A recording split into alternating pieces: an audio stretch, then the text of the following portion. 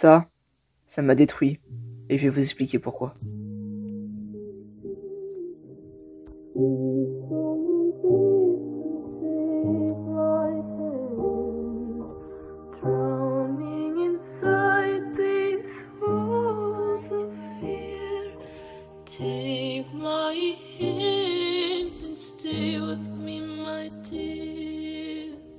Des fois, on aimerait que le temps s'inverse.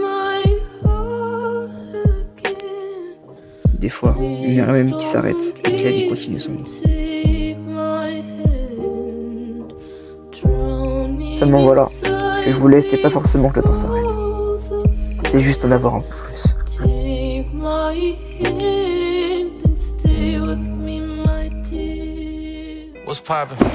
Yo, tu vois cette impression de pas avoir de temps? Ce que j'ai ressenti. Ça m'a fait vraiment bizarre. Je te fais le topo. Le topo. Heure du choc, 12h48. Heure restante avant de lever le lendemain matin, 15h quand marqué ici là. Car mon réveil est à 3h50. Seulement dans ma tête, tout se passe très vite. Et ici, directement, je devine que 15h restantes, moins les 8 heures de sommeil, plus les 3 heures de cours que j'ai l'après-midi, plus 1h30 de sport que je fais directement en arrivant des cours, plus 1 heure pour manger et tout ce qu'il faut, total restant d'heures dans la journée, 1h30. C'est ça qui m'a fait vraiment bizarre, c'est de me dire qu'il reste plus qu'1h30 alors que... Frérot, j'ai rien fait. Quand je dis que j'ai rien fait, ok, c'est pas totalement vrai, puisqu'en vrai, j'ai fait des trucs. Mais je veux dire que, en fait, j'ai pas fait tant de choses que ça. J'ai lu, j'ai travaillé, j'ai eu aucun plaisir. J'ai pas pris de plaisir instantané. Et en fait, quand tu fais ça, quand tu vis comme ça, à période de plaisir instantané, jamais, ça fait mal. Ça fait mal quand t'as pas de résultat. C'est le début, forcément, j'ai pas de résultat.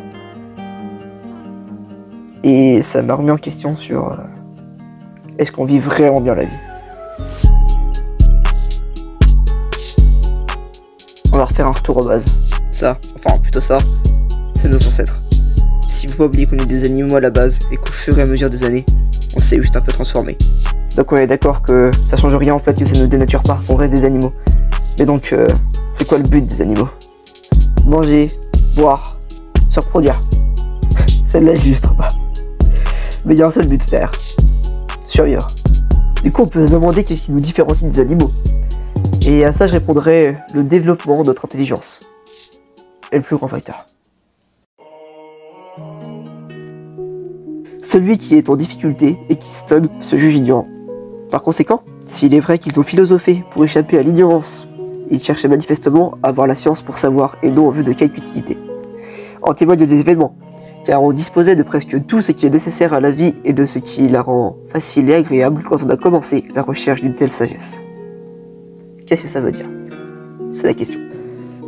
Ok, donc Aristote nous dit bien que passer le premier but de la vie qui est de survivre, comme on l'a dit auparavant, on se retrouve dans une situation très complexe. Puisqu'au final, on se retrouve confronté à la fois à tout, puisque tout est possible à faire, mais en même temps, on n'a rien de spécifique à faire.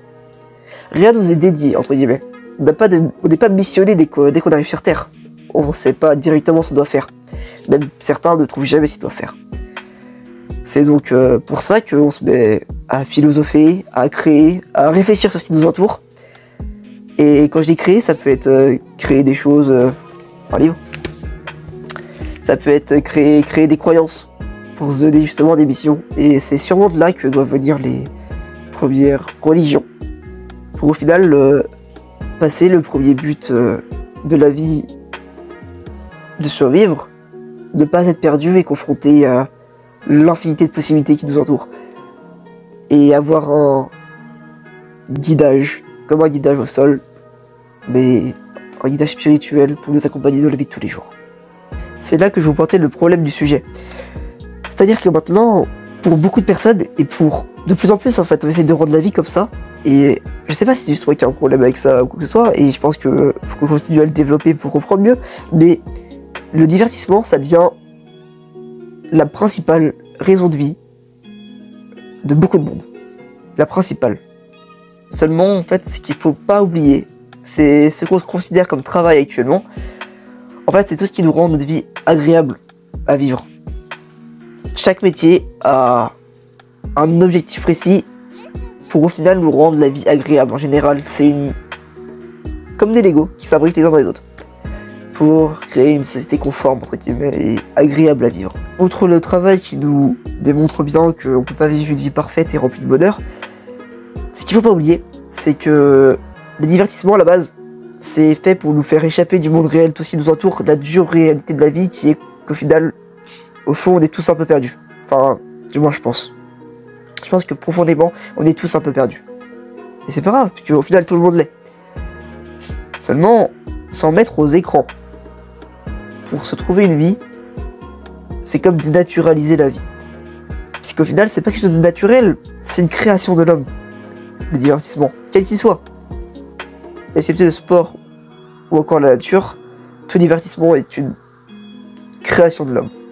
Je dis la nature puisqu'on peut très bien se divertir à juste regarder des oiseaux passer, regarder un arbre qui change, les feuilles qui bougent, ou encore l'herbe face au vent qui se penche d'un côté ou de l'autre. Et ça peut être des passe-temps dans la vie. Mais, ou même du jardinage, n'importe, cultiver la nature. Par contre, être sur un écran, être sur un téléphone, je pense surtout cet exemple-là, puisque c'est l'exemple qui au final revient de plus en plus, et que limite on nous pousse à faire. Bah, c'est pas être naturel. Pour moi, c'est pas être naturel. D'ailleurs, je suis pas le premier à le dire. Il y a 20 ans, Internet était un échappatoire au vrai monde, mais aujourd'hui, le vrai monde est un échappatoire à Internet. Et c'est bien pour ça que j'en fais une vidéo. Parce que c'est un truc qui se développe de plus en plus. C'est un problème qui se développe de plus en plus. Et c'est bien ça le problème. Du coup, qui se développe encore plus. C'est pour ça que j'en fais une vidéo. Parce que même si ça se trouve, j'aurais pas d'impact et ça changerait rien de vie dans tous les cas.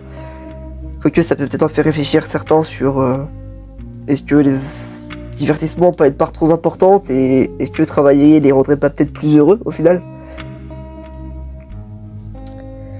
Mais bon, j'ai un énorme doute là-dessus. Et dans tous les cas, je pense que si tu regardes cette vidéo, c'est que t'es pas en manque d'eau. Et que t'es capable de philosopher du coup sur ce qui t'entoure, etc. De réfléchir.